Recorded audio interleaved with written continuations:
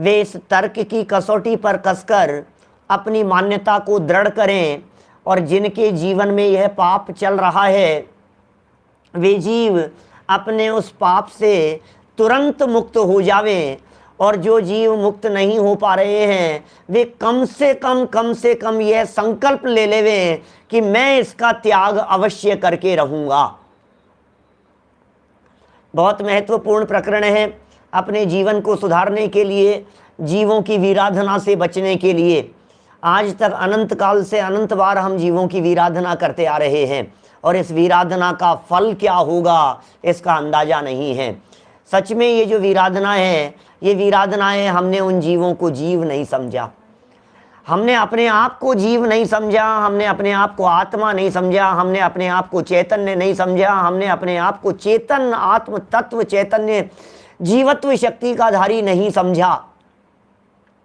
अब सोचो जरा, कल्पना करो, जो जीव अपने आप को जीव नहीं मान रहा है, जो जीव अपने आप को आत्मा नहीं मान रहा है, उसे जगत के जीव आत्मा कैसे दिखाई देंगे? जिसने अपने आप को आत्मा नहीं माना ऐसी जगह पर जाकर के जन्म ले लेगा जिस जगह पर पहुंचने के बाद जगत के दूसरे जीव उसे जीव मानने को तैयार नहीं होंगे।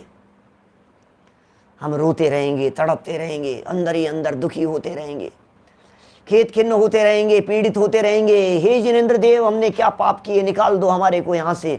अंदर में ऐसा चलता रहेगा और जीव दूसरे आएंगे और उठा करके मुंह में खा जाएंगे और घास बना लेंगे हमें डाढ़ का, और लोगों को ये कहेंगे इसमें कौन से जीव होते हैं, अरे इसमें काय के जीव है, अरे इसमें क्या है, इसमें कोई जीव है क्या? क्यों ऐसी हालत भुगती है? क्योंकि अपने आप को जीव नहीं माना है।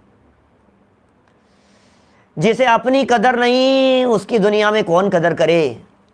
आलू की कदर यदि नहीं हो रही है, आलू में रहते हुए, जमीकंद में रहते हुए, सप्रतिष्ठित प्रत्येक वनस्पतियों में रहते हुए, साधारण वनस्पति रूप शरीरों में रहते हुए अनंत जीवों की यदि कदर नहीं हो रही है तो इसका अपराध, इसका दोष किसी और का नहीं है, उनका ही दोष है, उन जीवों का निजी दोष है।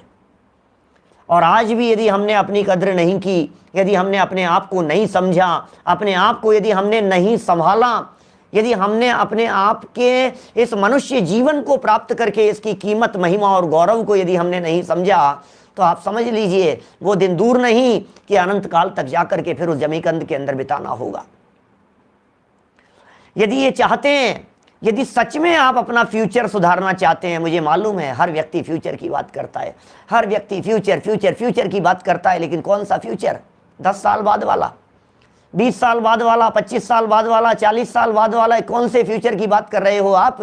सड़ा गला जब आंखों से दिखाई नहीं देगा, कानों से सुनाई नहीं देगा, सारा प्रयत्न, सारे परिश्रम, सारी मेहनत, सारी भाग दौड़ उस फ्यूचर के लिए हो रही है। हम उस फ्यूचर की बात कर रहे हैं जो फ्यूचर अनंत काल तक सिद्धालय में बिताना है।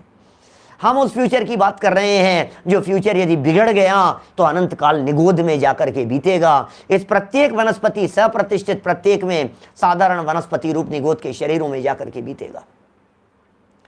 कितने जीव हैं, कितनी संख्या है, क्या परिस्थितियां हैं, देखिए। शुरू करते हैं पेज नंबर 178, पहली लाइन देखिए।